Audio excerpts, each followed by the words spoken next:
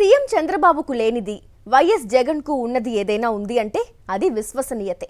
YS Jagan ఏదైనా మాట్లాడాలి అనుకుంటే స్పష్టమైన ఆధారాలను ముందుంచి మాట్లాడతారు.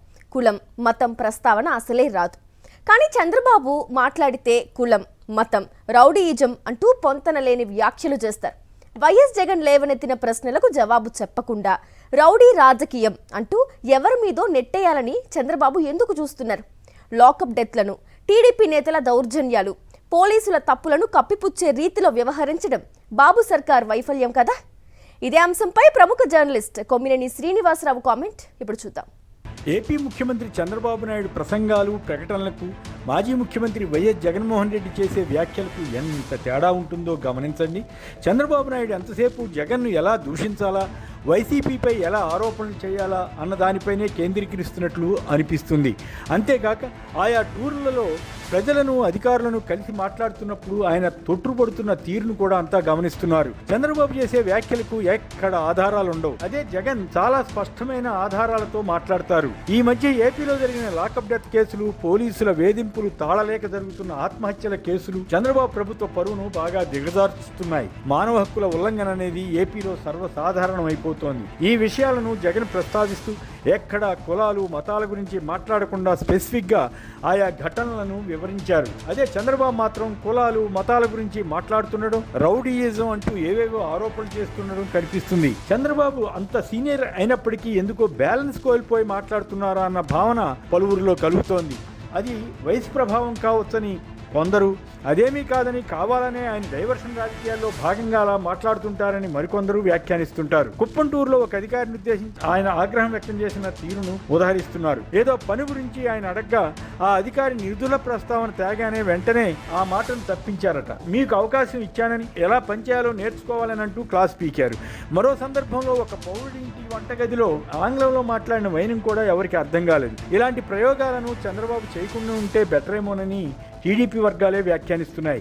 జగన్ హే రామ్ సేవ్ ఆంధ్రప్రదేశ్ అంటూ ట్వీట్ చేస్తూ ఆయా ఘటనలను ప్రస్తావించారు. పోలీసుల పక్షపాత ధోరణి, రాష్ట్రంలో శాంతి భద్రతల లేమి, సోషల్ మీడియా యాక్టివిస్టులపై దారుణమైన కేసులు పెట్టడం వంటి వాటిని ఆయన వివరిస్తూ ఏపీకి కావాల్సింది రౌడీ రాజ్యం కాదని, జంగిల్ రాజ్యం కాదని స్పష్టం చేశారు. ప్రజలకు భద్రత, బాధితులకు న్యాయం చేసే వ్యవస్థ కావాలని జగన్ అభిప్రాయపడ్డారు.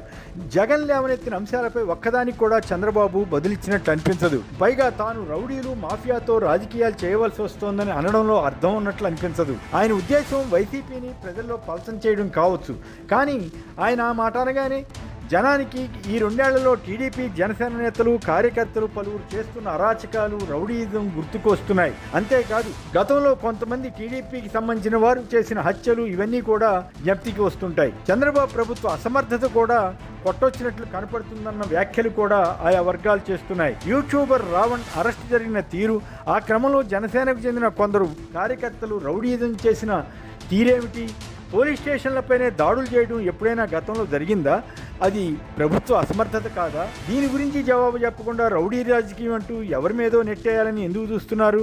గాదే సాయికృష్ణ లాకప్ డెత్, క్రాంతికుమార్ ఆత్మహత్య ఘటనలో జగన్ స్వయంగా రంగంలో దిగే వరకు చంద్రబాబు ప్రభుత్వం ఎందుకు చర్యలు తీసుకోలేకపోయింది?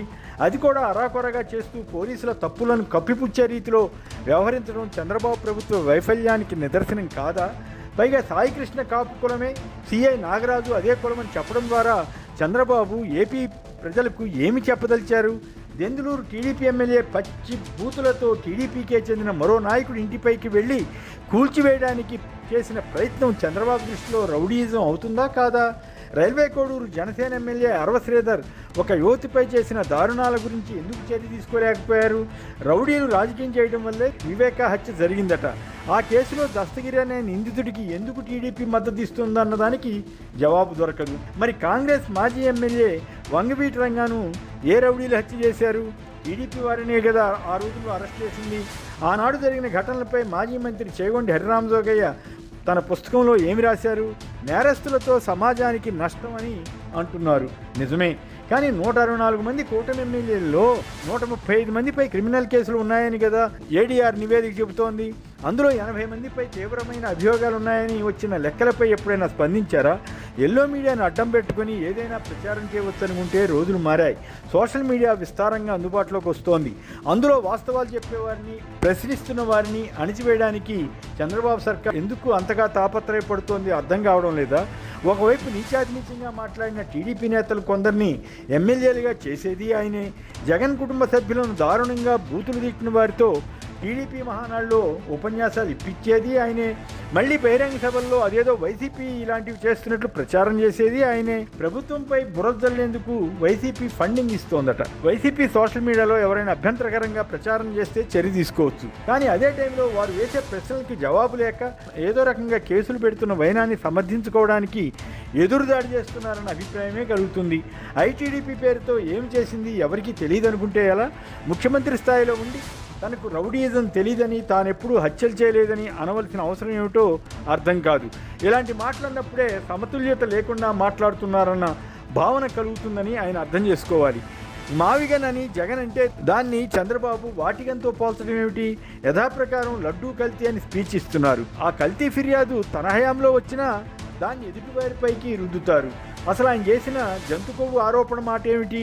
అలా మాట్లాడటం పాపం కాదా? ఇప్పటికీ భక్తుల సెంటిమెంట్లు దెబ్బతీసేలా ఎందుకు మాటలు కొనసాగిస్తున్నారు?